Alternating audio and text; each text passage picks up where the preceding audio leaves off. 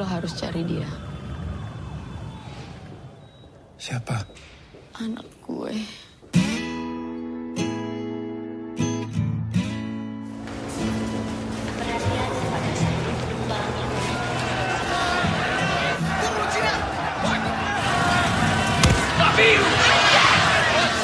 Akan kemungkinan terjadinya kembali kerusuhan besar antar kelompok masyarakat di beberapa.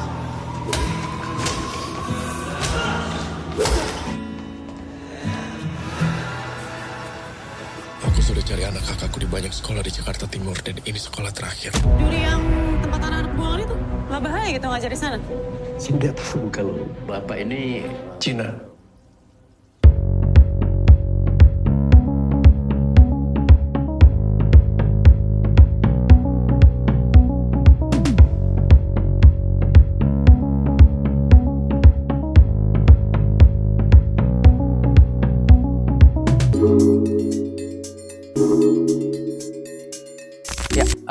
Hai, aku berperan sebagai Jeffrey di film Pengepungan di Bukit Duri ini. Jeffrey ini adalah salah satu anak sekolah di SMA Duri yang sangat troubled, sangat bermasalah. Dia hidup di masyarakat yang bermasalah, di lingkungan yang bermasalah, di sekolah yang bermasalah. Jadi hidupnya itu penuh masalah kekerasan dan kebencian.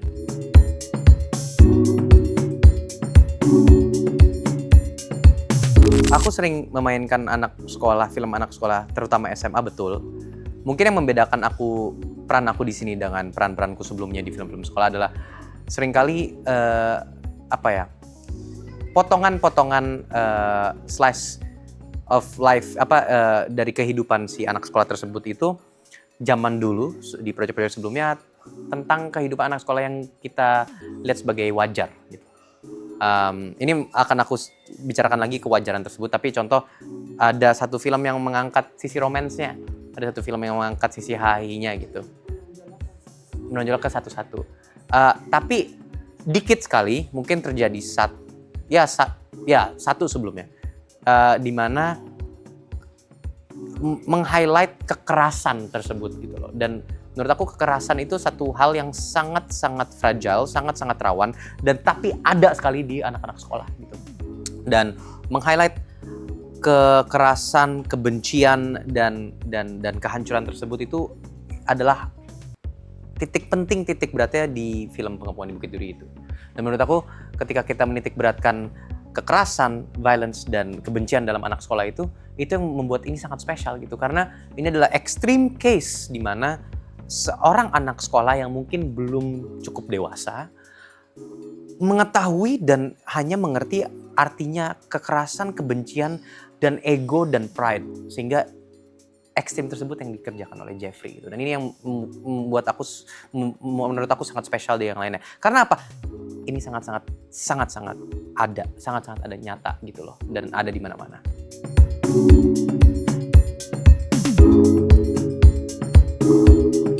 Ini lumayan concern bagi kita semua, dan kita sering ngobrol dengan Bang Joko tentang glorifikasi kekerasan gitu ya. Sebenarnya tidak. Alasannya karena kekerasan di film ini diciptakan bukan untuk yang keren gitu. Kita tidak nonton film superhero, kita tidak nonton film perang, bukan perang dokumenter tapi perang robot gitu, ngerti nggak? Yang dimana kekerasan tersebut itu dilihatnya apik atau indah. Di sini kekerasan dibuat sangat raw, sangat mentah, sangat sadis gitu, sangat sakit gitu. Dan dari gerak-gerakan pun secara teknis didesain agar kekerasan itu tidak cantik, orangnya tidak tahu bela diri, tidak ada kuda-kuda. Semua kekerasan yang ditonjolkan di film ini adalah kekerasan yang sebenarnya terjadi. Dan kekerasan yang sebenarnya terjadi kalau kita lihat, kenapa? Gini loh, yang kita ingin buat sebenarnya, dan Bang Joko juga sering ngomong ke kita adalah, kita tidak ingin membuat kekerasan di mana kita nonton film action. Melainkan kita membuat kekerasan di mana kita nonton berita. Beda kan, ketika kita nonton action, itu tidak disensor. Ketika kita nonton berita, itu disensor, karena itu nyata. Dan itu yang kita ingin lakukan gitu loh, kekerasan yang nyata, yang tidak nyaman, yang tidak indah, dan tidak baik. Karena pada esensinya kekerasan itu tidak indah dan tidak baik. Teknikal, ya. Jadi makanya kita kalau nonton film action, walaupun ada darah kan kita masih kayak, wah gitu loh, masih ada terpukaunya. Di sini kita tidak ingin melakukan itu. Makanya concern akan sebagai aktor apakah ini bisa menjadi glorifikasi terhadap kekerasan dalam film ini? Tidak. Karena Well, kita nonton berita, kita nonton film klip-klip yang viral contoh di media sosial gitu. Orang pembegalan, tawuran atau orang yang kena bacok. Itu kan seringkali kita nah itu yang ingin dilakukan sebenarnya daripada yang lain gitu sih.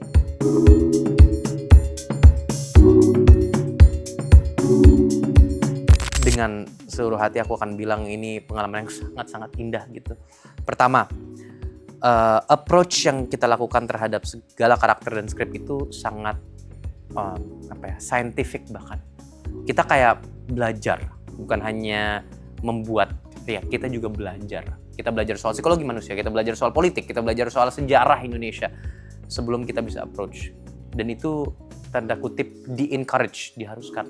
Kau belajar soal sejarah ini, nanti ada bacaan, ada tontonan yang dikasih ke kita. Pertama, kedua yang dari karakter sheet tadi kita dikasih breakdown karakter dan skrip yang sangat-sangat ekstensif. Dan ketiga direksi yang sangat detailed dan sangat sangat adaptable terhadap scene tersebut. Ketika kita scene-nya ingin chaos gitu, tiba-tiba direksinya standby, ini semua begini dan action. Kita terbawa emosi dan itu terjadi ketika sangat delicate, sangat sedih. Standby, di sini gini gitu. Dan keempat, environment kerja, lingkungan kerja dan juga budaya kerja yang sangat sehat. Kita syuting kadang cuma 5 jam, kadang 3 jam bahkan, kadang maksimal 5 sore kita udah pulang gitu. Jadi hal tersebut datang dari produksi yang sangat well thought, yang sangat sudah diperkirakan semuanya dan sudah direncanakan semuanya, begitu sih.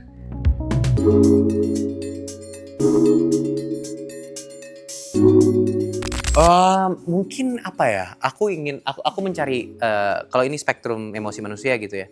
Di sini kemarahan, kegelisahan dan kesedihannya itu aku suntik steroid semua lah intinya.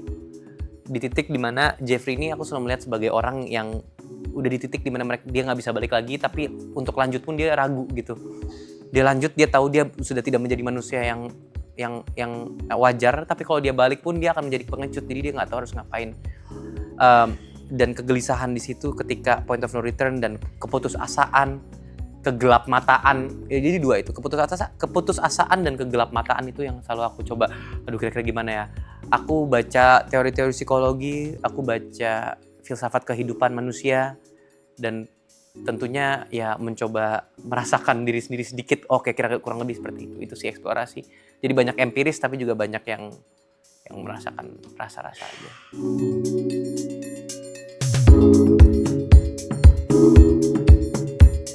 Jujur aku ngerasanya kayak anak yang masuk kuliah tapi ngambil major yang dia sukai gitu, mengambil jurusan yang dia sukai gitu. Jadi semua hal yang aku pelajari itu menjadi appealing, menjadi indah gitu dan menjadi cantik gitu.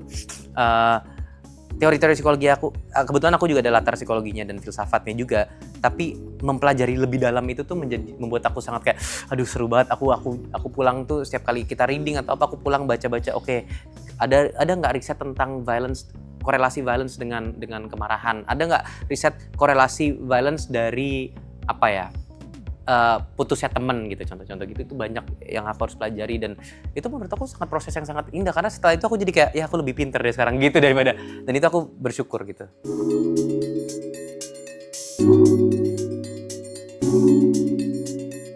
Kebetulan aku pas di Jakarta juga tinggal di sekolah, aku cukup beruntung tinggal di sekolah yang sangat tidak percaya adanya tawuran. Bukan sangat tidak percaya, itu sangat bukan tidak percaya, sorry, itu tadi terjemahan dari English. I don't believe, ya. Bukan, sangat menolak adanya tawuran begitu. Sangat strict dengan kalau orang tawuran pasti dikeluarkan dan segala macam, tidak ada toleransi terhadap kekerasan. Tapi ketika kita bilang apa sih perbedaan yang sangat signifikan dari culture belajar Indonesia dengan culture belajar Amerika yang aku pelajarin adalah mungkin gini. Di Amerika itu pembelajaran itu adanya dialektik, adanya dialog antara guru dan murid gitu. Jadi contoh di Amerika, guru ngomong ABC, kita nggak setuju, guru ngomong ABC, menurut kita DF, kita boleh angkat tangan kayak, Pak Guru, mohon maaf, saya tidak setuju dengan Anda, menurut saya ini harusnya DF gitu. Sedangkan di Indonesia itu, guru ngomong ABC, kita setuju atau tidak setuju, banyak culture kayak, iya, ngangguk aja. Karena apa dia guru? Nah, ini mungkin sistem rootnya feodalisme. Ini banyak sekali orang yang sudah membicarakan hal ini gitu ya, bisa dicari di media sosial. Ada seorang filsuf Indonesia yang terkenal, beliau pernah membicarakan ini, inisialnya RG. Dia pernah membicarakan soal hal ini gitu, bahwa adanya feodalisme dalam pembelajaran Indonesia, yang dimana ketika guru mengajarkan sesuatu itu satu arah gitu. Murid udah nurut aja, yang ngerti enggak udah urusan kalian gitu. Sedangkan kalau misalnya di pengalamanku di Amerika gitu, dan dengan ketemu orang-orang di berbagai negara yang satu sekolah pun, ketika mereka tidak setuju dengan guru, walaupun mereka salah, mereka dikasih ruang untuk, Pak, tapi mengapa begitu? Mengapa 2 tambah 2 sama dengan 4? Itu pernah terjadi dalam kelasku gitu. Dan dijelaskan ada dialog, ya karena ketika kita memiliki 2 unit dan 2 unit ini, jadi adanya healthy dialog, adanya dialog sehat antara pengajar dan pelajar gitu. Itu pertama mungkin ya. Nah, tadi kita singgung soal kekerasan dan tawuran gitu. Di Amerika, kita baca berita ada gang violence, ada school shooting. Ketika anak dari minoritas ditonjok, itu masuk berita internasional. Di Indonesia tawuran tuh hal yang wajar, dan menurut aku itu adalah hal yang menurut aku lumayan bodoh ya. Mengapa kita mewajarkan tawuran gitu?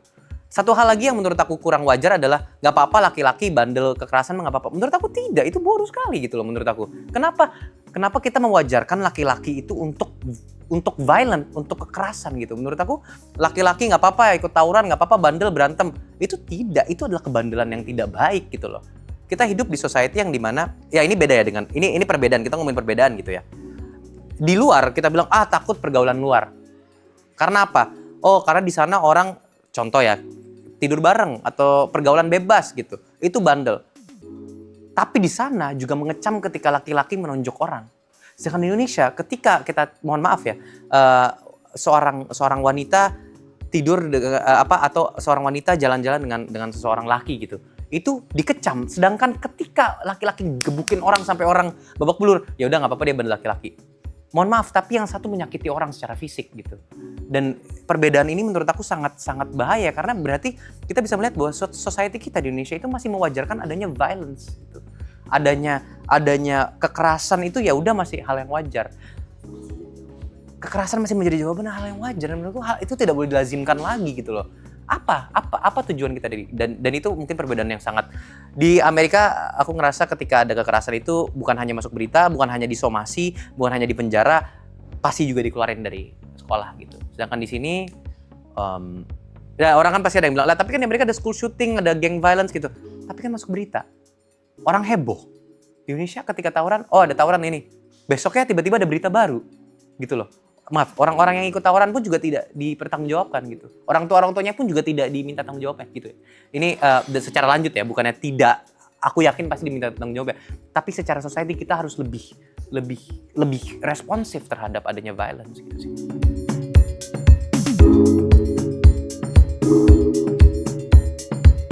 Lazim ya. Ya mohon maaf, tapi adanya ospek yang menggunakan fisik pun juga itu adalah titik pertama dari adanya tawuran, dan titik awal. Ini anak masuk nih ke sekolah. Ia seumur hidup bermimpi untuk masuk sekolah, untuk belajar. Mungkin keluarganya butuh kehidupan yang lebih baik, maka dia mengejar cita-cita sekolah. Sekolah masuk ospek, digebukin nama seniornya. Atas nama senioritas yang tidak penting, mohon maaf. Tapi senioritas dalam sekolah itu apa gunanya gitu loh. Oh karena biar bisa lebih menghormati yang lebih tua? Tidak. Menghormati yang lebih tua ada caranya gitu. Menjadilah orang tua yang terhormat, menjadilah orang yang lebih tua yang lebih terhormat, bukan dengan gebukin anak yang lebih muda gitu. Dengan ospek yang ditonjok-tonjokin orang atau whatever, senioritas, tiba-tiba dia ikut tawuran, dia geng-gengan, geng dia lebih bagus, sekolah gue lebih bagus daripada sekolah samping, maka kita serang sekolah samping. Hal yang seperti itu kan sebenarnya ini adalah refleksi bahwa mungkin anak-anak kita tuh membutuhkan pengakuan saja gitu loh. Anak itu membutuhkan individualitas, pengakuan. Dia itu individualitas bukan berarti dia menyendiri, tapi dia membutuhkan identity gitu. Dia membutuhkan identitas bahwa dia ini seseorang kok, dia dilihat kok oleh masyarakat, dia dilihat kok oleh negara gitu loh. Dia dilindungi loh oleh negara gitu loh. Secara hukum maka jangan takut. Tapi karena dia tidak merasakan itu mungkin, atau tidak merasakan kasih sayang dari society, maka dia merasa, oh enggak, sekolah gue lebih bagus. Pokoknya gue biar bisa menjadi seseorang adalah gue harus menyerang orang itu. Aku harus menyerang orang itu. Nah, hal-hal seperti ini kan keliru ya menurut aku ya. Sayang sekali gitu. Kita menghidupkan hal seperti ini dan kita mewajarkan hal ini kan sayang gitu. Budaya kekerasan, budaya feodalisme, budaya apa ya, menggerus, oppression di Indonesia itu sangat dilazimkan. Sayang menurut aku, sayang. Kita bisa lebih baik daripada ini.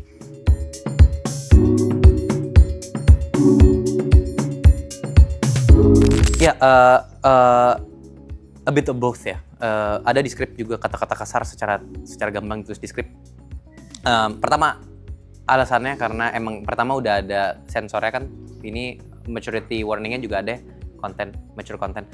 Tapi yang kedua, ya kapan sih kita di Jakarta ke sekolah yang isinya anak umur 17 tahun, 16 tahun, tapi hai, kau tidak pintar sekali menjadi orang. Kan tidak ada yang seperti itu ya.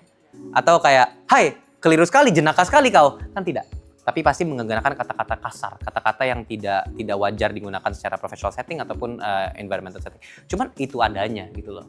Itu adanya, dan memang ada korelasi di mana kata-kata kasar ini sering mengumpat ini terjadi. Iya, imbuhan umpatan ini terjadi ketika adanya kekerasan tuh korelasinya positif kan. Jadi kayak ya positive correlation, bukan hal yang positif.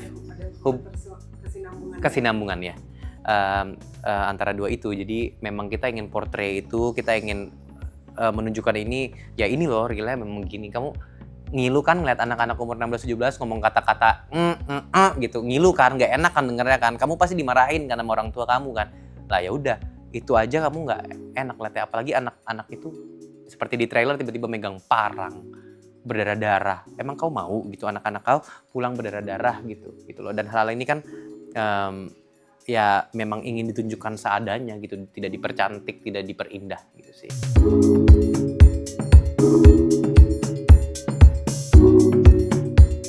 Mungkin gini, Jeffrey ini kan personifikasi dari orang yang hilang arah, ya. Hilang arah, orang yang gelap mata, orang yang hanya tahu kekerasan. Kenapa aku bilang dia personifikasi yang bagus, yang personifikasi yang sangat menarik juga, karena dia itu umurnya masih umur SMA.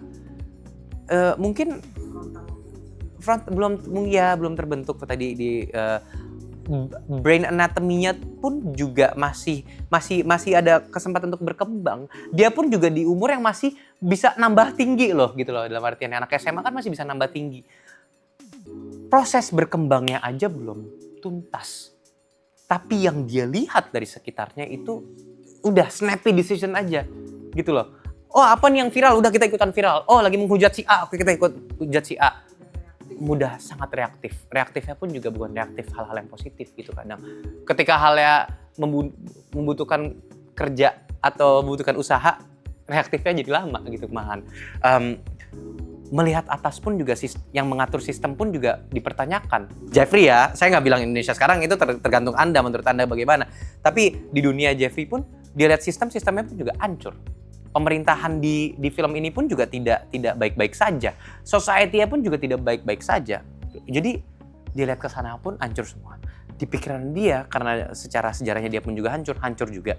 Maka bagi anak remaja yang populasinya banyak di negara kita sekarang ini, populasi remaja, ya pemikirannya hanya ya udah kalau A B gitu loh. Kan cepat kan pemikiran anak. Semakin dewasa kan kita mungkin menyadari bahwa proses berpikir kita semakin lama. Dari A, oh kenapa ya kita ke B, ke C. Tapi kan kalau itu A, B gitu loh. Anak kecil kan mau ini, lapar makan. Udah kan, secepat gitu. Maka kita harus memberi contoh-contoh terhadap anak-anak remaja yang di SMA ini adalah, oh enggak, rasionalisasinya ada kok. Oh ada logikanya. Tapi kan dia tidak. Maka perilaku-perilaku yang dilakukan Jeffrey itu betapa kejamnya, betapa seramnya, itu bisa terjadi di siapapun. Dan kapanpun, bisa aja minggu depan amit-amit. Tapi ketika yang kita tunjukkan ini terus ya, yang ada kebencian dan kekerasan terus sih.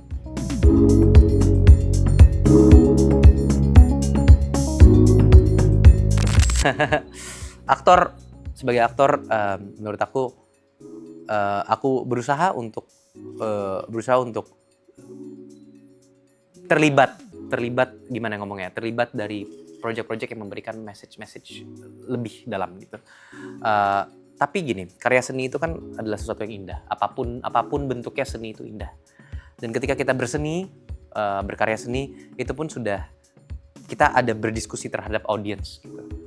Gini, sesimpel aku dulu pernah ngomong di beberapa tahun yang lalu, walaupun filmnya itu film romance yang mungkin tidak ada bobot sosial ya, bobot message sosial secara politik, kita sudah menyajikan 2 jam di mana orang duduk di bioskop dan berdiskusi terhadap pasangannya atau sendiri, dan 2 jam itu adalah 2 jam yang dia tempuh melakukan sesuatu yang dia nonton doang gitu, tidak pusingin hal-hal yang lain. Dan ketika kita melakukan ini dari karya seni, kita melakukan hal ini udah menjadi dampak positif gitu. At least orang nonton, bukan melakukan hal-hal yang bahaya atau hal-hal yang merugikan dia. Itu pertama. Tapi semua orang itu memiliki porsinya masing-masing dalam society. Dan sama pentingnya. Orang yang membersihkan, petugas pembersihan itu sangat penting. Tanpa mereka, dunia ini menjadi dunia sampah gitu. Tanpa petugas pembersih gitu. Tapi ketika kita tahu apa yang kita lakukan, kerjaan kita, dan skill set kita, dan kita lanjutkan itu demi kesejahteraan diri sendiri dan orang lain, aku yakin kita menjadi society yang lebih mature dan lebih baik gitu. Bahkan aku sebagai aktor mungkin akan terus acting di film-film yang menurut aku baik gitu. Orang yang memasak, yang jago masak akan terus memasak hidangan-hidangan yang baik gitu. Orang-orang yang berpolitik akan harus terus menciptakan situasi kondisi negara yang sejahtera bagi orang-orang yang hidup. Siapa orang-orang yang hidup? Ya bukan mereka saja, rakyat pun hidup itu. Jadi kita punya porsinya masing-masing terhadap dunia ini gitu loh. Seorang koki akan terus berusaha menciptakan masakannya agar enak, agar dia terus menjadi koki yang baik, ya kan? Agar pelanggan yang makan makanannya enak, ya toh. Seharusnya pemerintah juga begitu, gitu. Orang yang mengatur. Guru pun begitu. Akan terus memberi pelajaran-pelajaran yang baik agar muridnya tetap menjadi manusia yang baik. Pemerintah harus terus menciptakan si environment yang baik, negara yang baik agar terus rakyat-rakyatnya hidup bersejahtera. Gitu kan sebenarnya kita tanggung jawab terhadap diri sendiri dan orang lain gitu. Agar terus menjadi pemerintah yang baik, teruslah menyajikan rakyatnya yang baik gitu. Agar terus menjadi aktor yang baik, teruslah asa actingnya agar menjanjikan audiens agar terhibur. Gitu sih menurut aku. Analogi yang sangat challenging ya, tapi ya sorry mau gimana gitu.